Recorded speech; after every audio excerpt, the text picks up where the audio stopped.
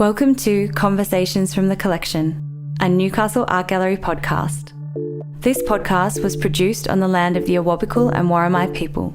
We pay our deepest respects to elders past, present and emerging.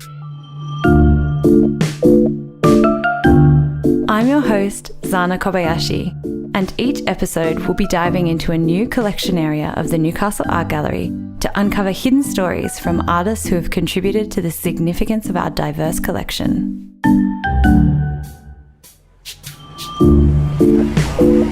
In our final episode for the season, we visited sculptor Hilarie Mais at her gallery Cronenberg Mais Right, located on a bustling street in East Sydney.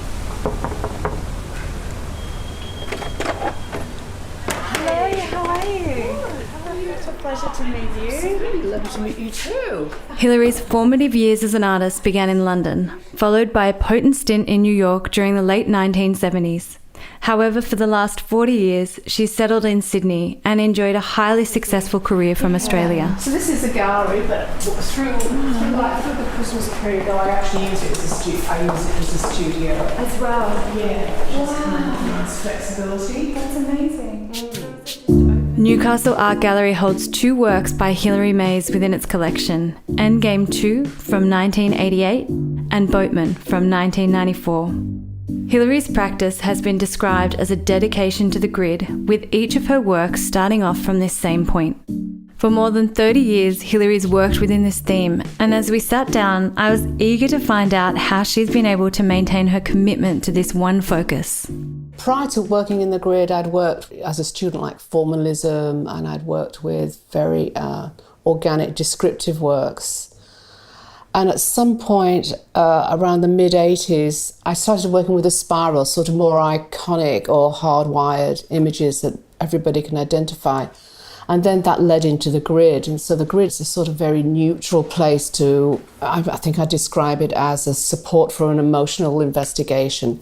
So I have the grid as the framework, which I then invest or work with or work against, because I've worked with the grid now for like over 40, well, since the mid-80s.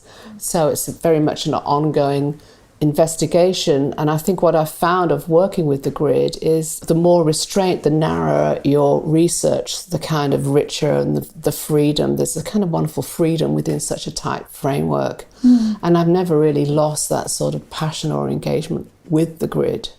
And the grid is the starting point for all of your works, is that correct? Yes. Although, I mean, all the grids differ, so it's not like, I have every grid is slightly different. So when I make a work, I don't do preliminary drawings or anything. It's like just moving the wood or the linear elements around on the floor, and then it slowly takes shape. It finds its scale. It finds its relationships within the work. So I then physically make that work, physically make the structure, and then there's a whole other process of painting or interacting with that form, that structure. Yes, your works have been referred to as sculptures or constructions. How do you refer to your works? I refer to them as sculpture. I mean, my original studies were in sculpture 3 dimensions, and the grid, or how I use the grid, is like a shallow, like a compression of a form. And often the grids lean in physical space, so they're actually inhabiting the same space as the viewer. So again, that's that sculptural space. Also, the way the structures work, I think when you move around the grid or backwards and forwards from the grid, you physically engage with it. The grid also, the largest grids I make are always approximately 6 foot square, which refer to my own body scale or the Vitruvian man, the spread-eagled man. So there is a bodily reference in the scale of the works.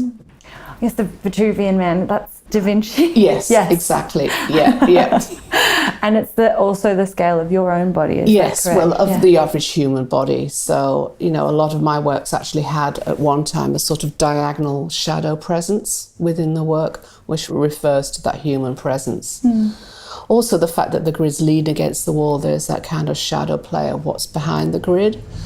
So when I first started working in the grid, I was very much thinking about transition points, gateways, sort of denial of entry or entry points. So again, that leaning, that sense of leaning and what's on the other side was really important. But now sometimes the grids lean and sometimes they hang, just depending. I relate it to how a shell grows, or a leaf where there's ruptures in the environment, or ruptures in its environment where the colour might have changed or the system of markings have changed. And so my work carries that, is I'm looking at the system of its growth, and then the system I paint it with overlays that, reinforces that maybe. Yes, because I read that the On Growth and Form by the Scottish mathematical biologist Darcy Wentworth Thompson is said to be one of the many influences upon your practice. So is that sort of referring to Yes, that back text to and that. those ideas Yes. around growth and the systems around growth? Yeah. And That the growth is a display of a history of an object. Well, it's not an object, it's a natural form, but I'm using it within my objects. Yeah. and despite being based in sort of mathematical forms, your works actually speak to really strong personal narratives, don't they? Yes, and that's why they are that vehicle for that overlay. So it's something that's a grid, a square, everything that everybody recognises, a place of harmony, no hierarchy, there's no right way up or right way down. And just to, I suppose I start engaging with the structure. There's always an emotional starting point. There's, as I said, no preliminary drawings, and the thing just grows, evolves. And I suppose there's a certain point where it has its own autonomy and I know it's finished. But it's a very, I suppose it's quite an emotional journey actually working with the work. I work very slowly, so I kind of work on a work for kind of months or even years before it actually, I'm happy with whether it's reached its point, yes, of autonomy. Yes. It's always difficult to know when something's finished, you know, and you often see artists who would just go, oh, they should have left it at that point, you know. Just one touch less. Yes, exactly.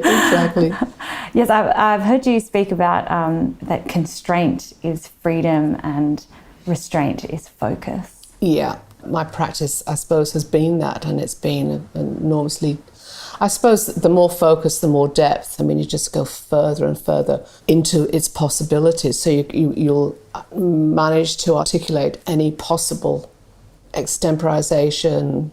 I suppose it's a bit like music, or it's like working with a score.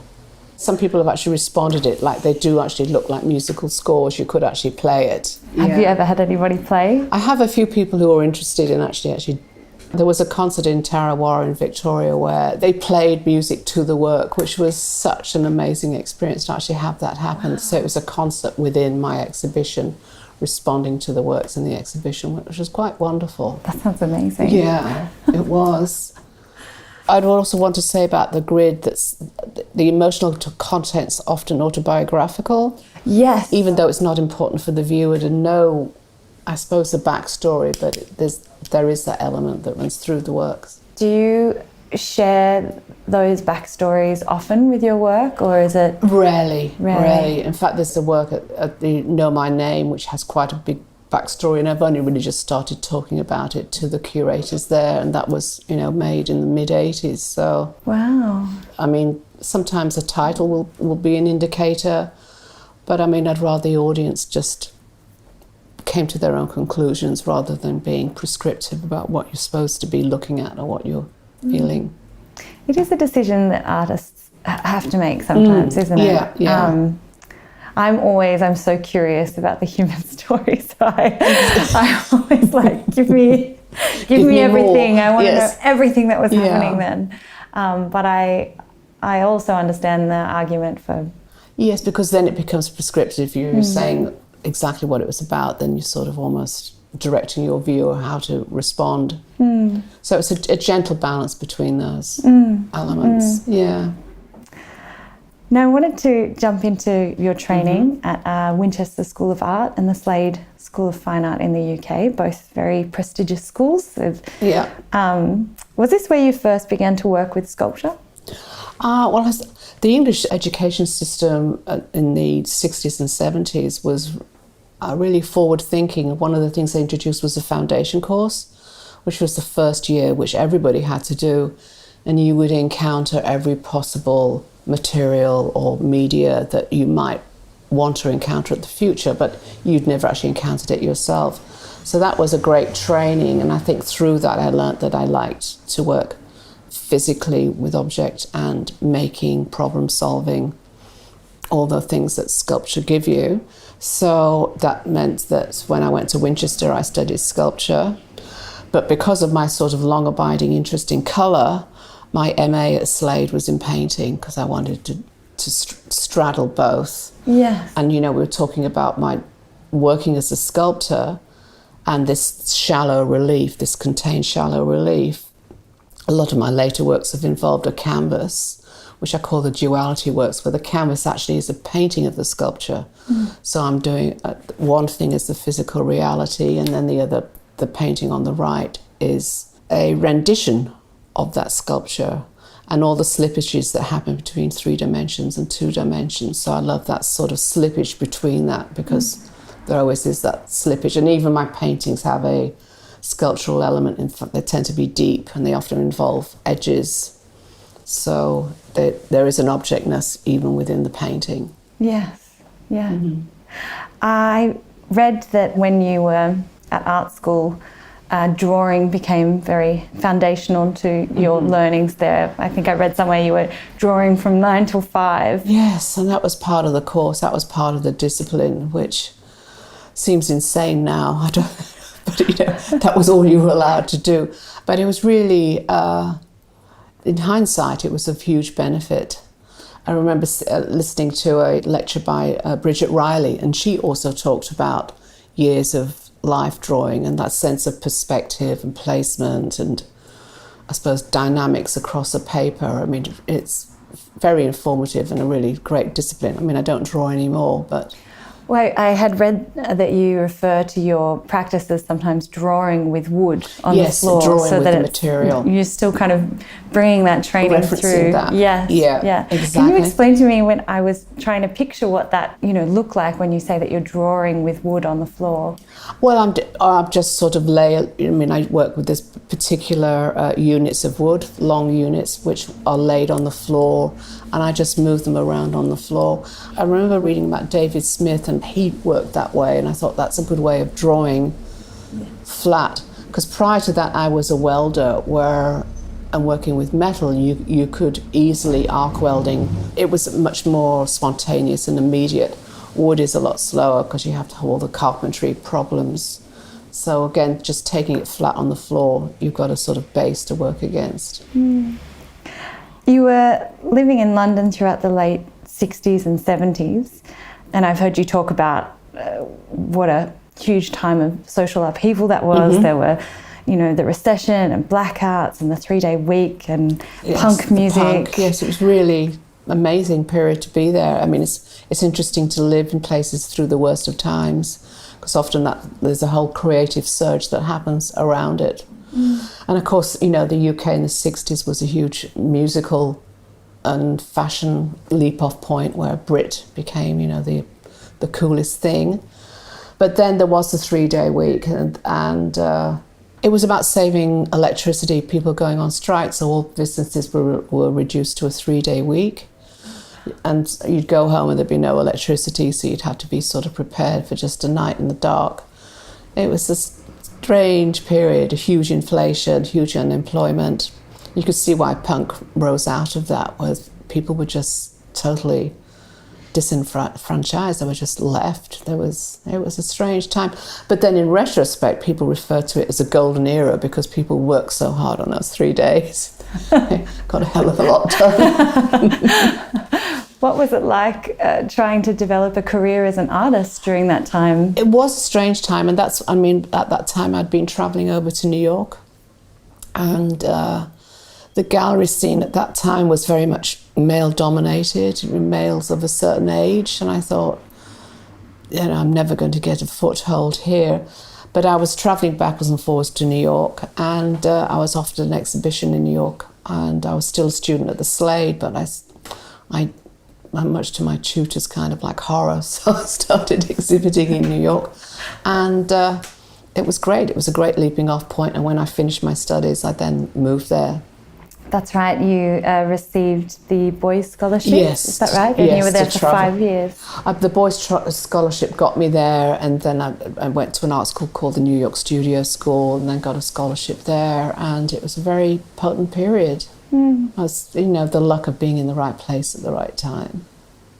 I've read that before your arrival in New York, you had considered yourself a non-gendered artist. Yes. And I was wondering how your time in New York impacted your relationship with feminism. Right. Well, as for non-gendered, I just considered myself an artist. But then living in New York, where obviously feminism was huge, there was suddenly permission to talk about female things, which there hadn't been in the past. And I really found that really quite liberating and inspiring. So I made a lot of works about domestic violence, about sexuality. So it was a particular period of just externalizing those thoughts and concerns. And when I moved to Australia and was still making that work, it was still considered like a little bit inappropriate that you would be talking about these things, because I come from a very open society to Australia, which was still a little bit close to that discussion at that time. Yes. And you were working in steel at this time? All my English work and American work was all made in steel. I was a welder, and that was that spontaneity of that material, and you could make quite huge works out of fine steel and be able to move around, have that ability to handle it. But then moving to Australia and not actually having a studio, and then having a child and having to set a studio at home, that became impractical. So I started working in wood. And it seemed like a compromise at the time, but it hasn't been. I still really enjoy working with wood. In fact, I think the first works that I made in Australia were made out of the packing cases that actually arrived in here. Oh my God. There was all that material there, so I just started chopping it up and making work. Constraint is freedom. Exactly, yes. Yeah. I had read, actually, and maybe I had misunderstood this, but that the fact that you were working in steel was considered inappropriate, or was it your themes? Somebody came to one of my later exhibitions, and that the criticism was that it was a gendered material and that women shouldn't be working in metal. Oh my goodness, you can't even imagine it now. Yes, whoa.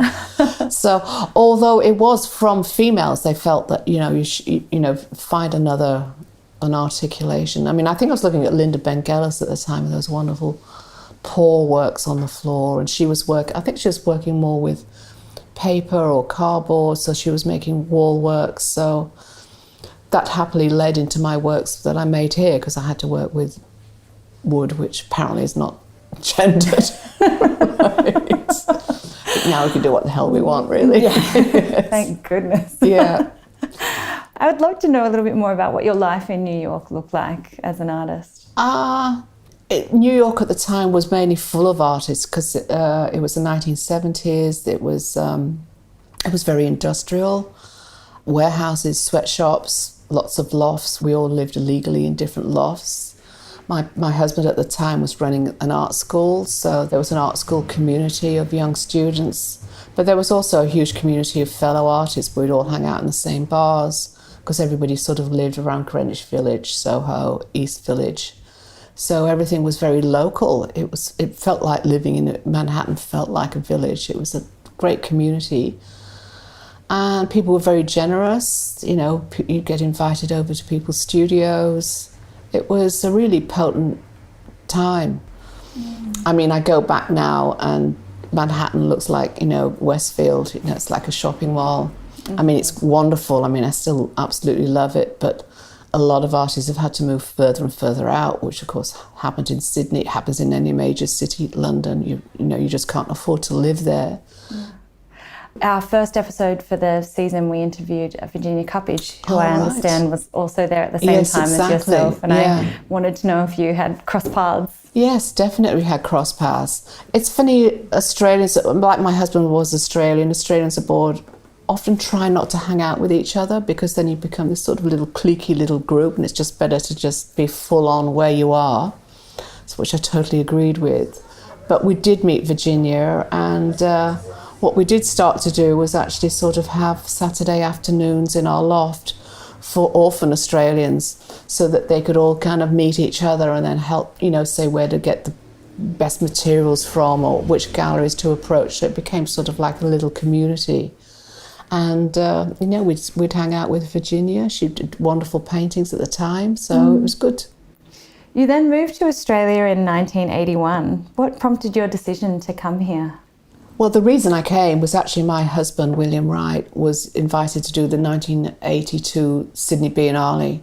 He was a passionate teacher and artist and didn't have a curatorial background, but was enormously well-informed and well-travelled. And so he was invited to do the Sydney Biennale. So we came to do that. So we came to Australia for 2 years. He hadn't lived here for 16 or 20 odd years, a bit like Virginia, away for a long time. And we came back for 2, and I'm still here, so right. We got our claws into you. Yes, exactly, yes. Well, you sort of put down, you are where you are, and you make the best of where you are and make it work, which we did, and we loved it and have had a wonderful life here. What was it that kept you here? Oh, children. Yes. Had children. He was offered a job at the Art Gallery New South Wales, assistant director to Edmund Capon, so we could have gone back to New York, we still had a loft, or we could have gone to Chicago, but that was his choice. So I was happy. And I had the advantage of living in New York and a lot of Australians passing through. So I did know a few people. And I also, on arriving here, realised I was arriving into a huge community of female artists my own age, a huge cohort of very strong, amazing women artists. And that was probably the most exciting thing was, oh, this is a, cool place to work. So it was good. And where was your artist career at that point? Were you sort of in your stride in New York, or Totally. were you still, so you were very much in your stride there? Yeah, and, so things were really going well there. So it is hard when you do move countries because you're back to kind of zero again, to start all over again. Was it difficult to build that momentum back up? No, it wasn't, but it could have been. But Australia was very welcoming, and I did have a strong practice, so I started showing at Rosalind Oxley, so it was fine. But I imagine it could be problematic for people starting from zero again. Absolutely. I'd love to talk about your 2 works in Newcastle Art Gallery's collection, beginning with Endgame 2. It's a grid of bright, rich red colouring, and I was wondering if you could talk to us a little bit about this work. Colour has always been present in my practice. Yes. It was, as a student, it was how long is a coloured line? How do you make work that's coloured and three-dimensional? So it was always a key interest. And it's continued to be. And in terms of Endgame, I suppose this is the emotional low to colour, and Endgame is this beautiful cadmium red. And it's a work that becomes more dense as you head into the centre of the work. So it's that very energetic red and that kind of energised, I suppose, accumulation towards the centre of the work. And then there's a little mirror in there where you just catch yourself, which is just like, that's the end. Yes. So it's probably one of the rare grids where there's not an equivalence across the grid. It starts with large squares and it slowly gets more and more dense, which was, I think, an interesting work. And I made 2 works at that time like that. And I'm now almost starting to go back into different densities across the grid. And introducing the mirror into the work was about just how you kind of capture the audience slightly off guard. So it was just sort of just tucked in there as just a little point of like, yes, being watched. Endgame, yeah.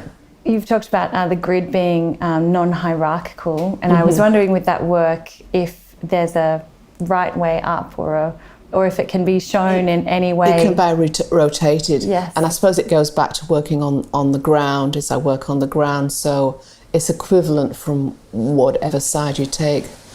And sometimes if I am working on a grid that's slightly uneven, I will work on it upside down to just check there's no bias. Again, going back to the square being harmony and non-hierarchical, I check that there are no kind of obvious biases. As a right-handed person or a left-handed person, things tend to cluster in different directions. So while making a work, I often rotate it many times. Working in the round. Yeah. And from above, which must give you an interesting perspective. Yes. Does the work change once you place it up onto a wall? Definitely, Yes. definitely. So you're constantly checking on those sort of biases. Yeah. You know, I've made a work which is called Divide Island, which was made for the floor, but then for like 10 years it hung on a wall. So again, it's got that flexibility of, so if something leans, it can hang, or it could just lay on the floor. I like that flexibility. I think it allows works to respond to the spaces that they're in. Yeah. And I think that's really exciting. Yes, You know, yeah, the gives joy it a of the new square. dynamic. Yes. Your other work within the gallery's collection, Boatman 1994, is comprised of 2 paired minimalist frames, one in a softer colour than the other. Can you talk us through this work? Yes, well, it's the most reduced grid I've ever done. So it's actually been taken to its parameters. So all the gridding and the spatial references are all running around the edge of the work. So it's the most sort of reduced, so there's nothing in the middle. There's just an implied grid by the reference points. So that was a wonderful work. I enjoyed that work.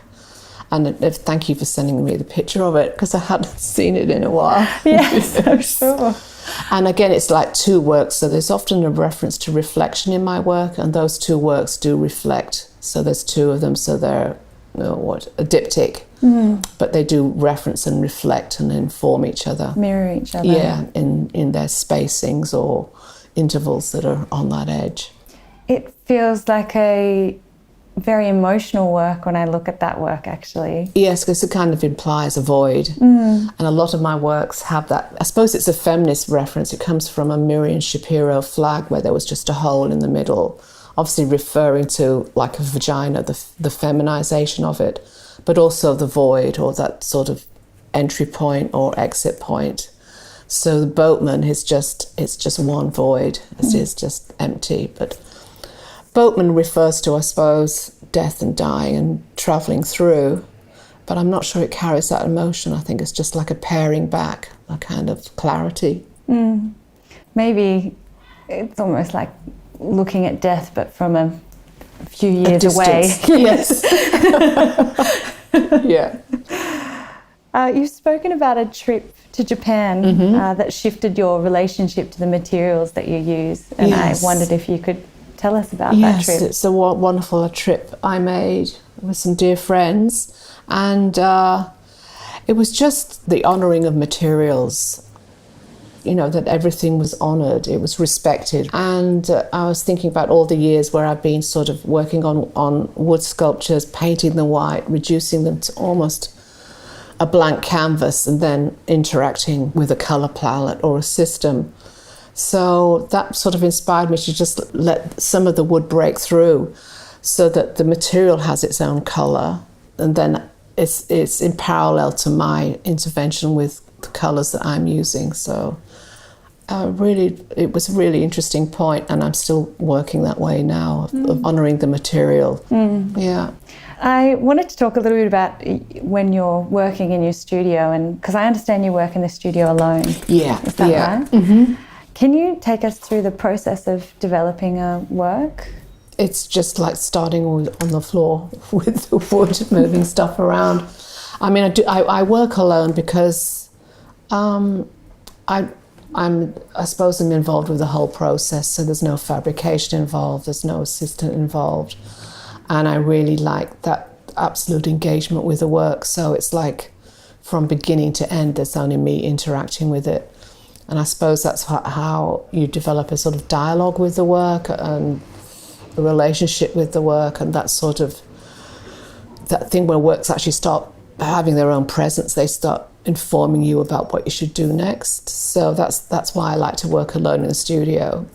In 2007, you began creating a series titled Tempest, and you were producing approximately 1 work per year or 2. Can you tell us about this project, and is it still ongoing? Yes, it's ongoing, and it's Tempest, about the passing of time, almost like a calendar or diaristic process. So it's sort of like marking time. So it's always starting the same proposition of the relationship between a circle and a grid. When they cross over each other, I would use an accumulation of marks. So it was a response to those 2 forms. And I was interested in always starting with the same proposition every 2 years approximately, but always having a different outcome. And so that was a 10+ series, and I think I'm up to 8, and I'm kind of due to probably do another one. Yes. But it's again quite tight and rigorous, no colour, just blacks, whites, greys. The surface is punctured, so it's again looking like a painting, but actually it's an object. You can look through them. I work on the sides. The sides are often a clue to what the system is on the inside of the work. And it's again just the relationship between circles and grids, and an accumulation of where they cross and how they cross, at what point they cross. But trying to produce a different outcome with the and same... there's always a different outcome with the same proposition. Yeah. Have you ever shown them all together? Yes, the MCA showed them all together, which was wonderful. As part of your survey exhibition? Yes, yeah, and it was great to see them all together. There was only one that couldn't be there, and that was in Georgia, Russia, and it was so expensive to get it out of there that we just went with the ones we did have access to. You've spoken before about the fear of becoming too comfortable as an artist, and I was wondering how you keep yourself uncomfortable. I think my approach is each work is the first and last work I ever make. I will only be judged on this, what I'm doing right now. So that certainly kind of keeps you alert. And the other thing is changing scale, just never getting comfortable with the same scale. So I kind of work between large works and then intimate works. So there are probably 4 different scales I work from, and they all require a different kind of energy and a different kind of focus. You know, that some are bodily, some are intimate. So I think that kind of freshens it up. When I was researching your career, you've received a number of awards, including the Australia Council Fellowship in 1993 and the Blake Prize. You won the Blake Prize in 1994 and the Pollock-Krasner Foundation Award in 2000. But I wanted to ask you what the achievement you are most proud of as an artist.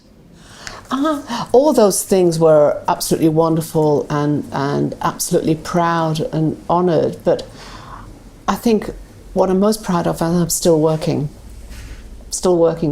highly engaged, ambitious, loads of work I still want to do. And you know, you sort of, I think when you start, you know, I've been doing this, I think 40 years, it could be 50 years, is wow, I'm still very happy doing it, successful. People still want to see my work, people still engage with my work. So that's proud to remain relevant and people still wanting to engage with what you do. Well, Hilarie, we've now reached our final question for our interview today. And that is, if you could have dinner with any artist from Newcastle Art Gallery's collection, who would it be and why? Well, I went through your list of a huge collection, and I have had dinner with many of the artists in there. But what struck me was Bronwyn Oliver. I'd have loved to have seen her.